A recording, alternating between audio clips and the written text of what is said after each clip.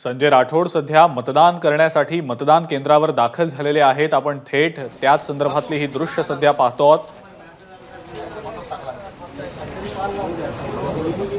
यवतमाळ वाशिम लोकसभा मतदारसंघात देखील आज मतदान होत आहे आणि 11 वाजेपर्यंत जी मतदानाची टक्केवारी आहे ती 18% आसपास आहे। वाशिम मधली ही दृश्य आहेत। संजय राठोड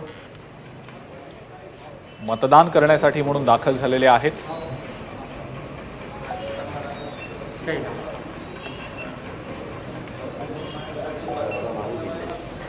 यवतमाळ वाशिम लोकसभा मतदारसंघामध्ये शिवसेनेच्याच 2 गटांमध्ये थेट लढत होतीये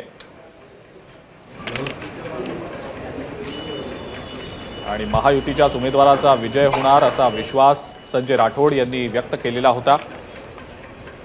मात्र आपण सध्या ही जी दृश्य पाहतो आहोत, संजय राठोड मतदान करण्यासाठी मतदान केंद्रावर दाखल झालेत आणि आता ते आपल्या मतदानाचा अधिकार बजावत आहेत। Check check check check check सकाळी 11 वाजेपर्यंत यवतमाळ वाशिम लोकसभा मतदारसंघात 18% इतकं मतदान झालेलं आहे।